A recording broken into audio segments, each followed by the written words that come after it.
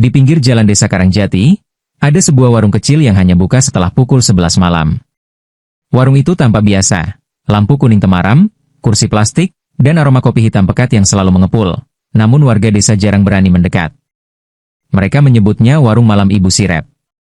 Konon, siapapun yang makan atau minum di sana akan mendengar seseorang berbisik namanya tepat di belakang telinga, padahal warung itu cuma dijaga oleh satu orang. Seorang perempuan tua berparas pucat, rambut sepundak, selalu menunduk saat melayani pelanggan. Suatu malam, Randy, pemuda desa yang baru pulang kerja dari kota, terpaksa berhenti di depan warung itu karena motornya mogok. Lampu warung menyala, menyorot ke arahnya seperti mengundang. "Mas, mau mampir dulu? Panas-panas dulu, biar motornya enak dihidupin," suara Ibu Sirep lirih namun jelas. Randy menelan ludah. Hari sudah lewat tengah malam. Jalan sangat sepi. Tapi udara dingin membuatnya menggigil, dan aroma kopi dari dalam warung seperti memanggilnya. Ia akhirnya duduk. Hanya ada satu menu, kopi hitam warung malam. Randy meminumnya perlahan. Rasanya pahit, tapi hangatnya aneh, seakan merayap dari kerongkongan sampai ke punggung. Saat itu, ia mendengar jelas, "Randy." Bisikan itu tepat di belakang telinganya. Randy menoleh cepat, tidak ada siapa-siapa. Ibu Sirep hanya tersenyum kecil. "Malam ini ramai ya, Mas?" katanya pelan. "Ramai apa, Bu?" "Kita cuma berdua." Ibu Sirep tidak menjawab. Dan tiba-tiba, dari pantulan kaca etalase warung, Randy melihat bayangan beberapa orang duduk di kursi belakangnya, padahal kursi itu kosong. Tubuhnya merinding. Saat ia berkedip sekali, bayangan itu menoleh bersamaan ke arahnya, dan wajah mereka tidak memiliki mata. Randy tersentak, bangkit, menjatuhkan gelas kopi. Ketika ia menatap ke arah Ibu Sirep, perempuan tua itu berubah, kulitnya pucat kebiruan, matanya cekung seperti lubang gelap tak berdasar. "Sudah diminum ya kopinya?" gumam Ibu Sirep. Mas Randy pasti sudah bisa melihat mereka sekarang.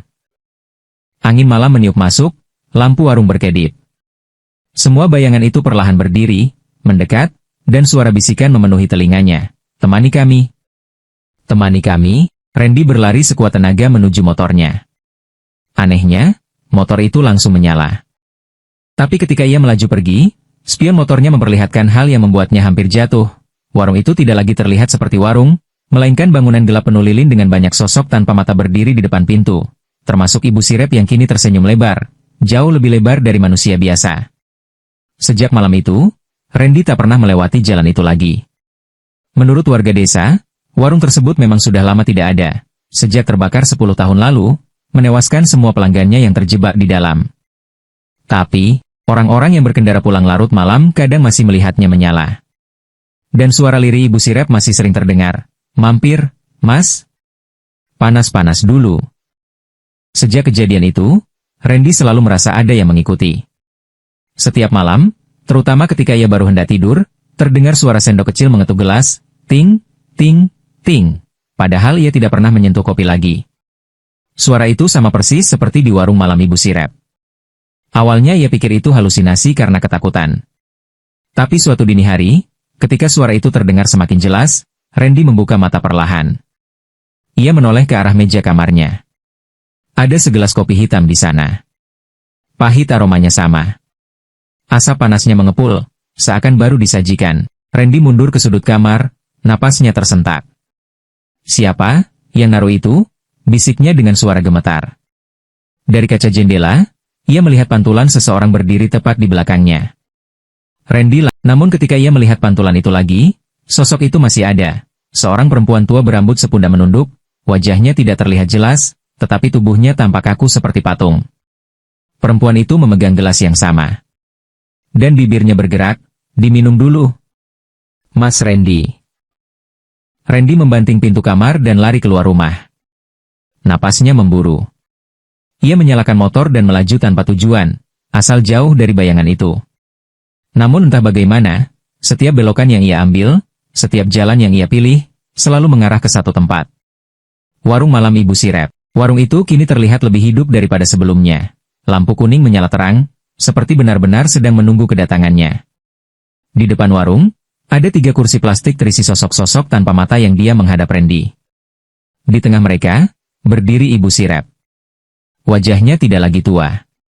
Kini ia tampak muda, kulitnya halus, rambutnya hitam bersinar.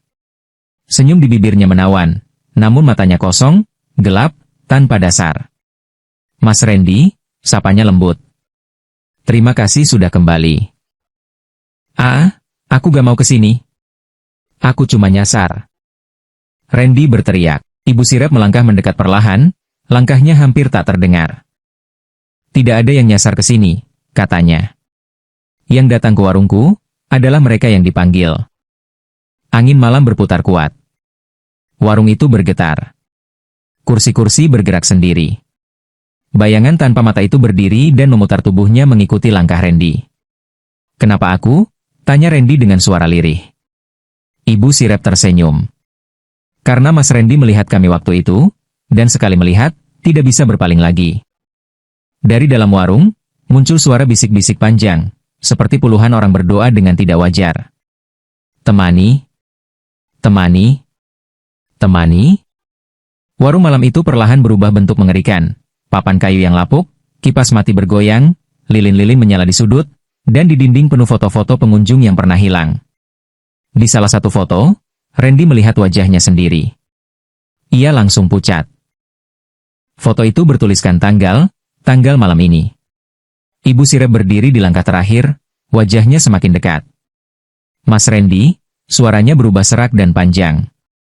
Kursi Mas sudah kami siapkan. Dari belakangnya, sosok tanpa mata menarik sebuah kursi plastik kosong perlahan, seakan mengundang.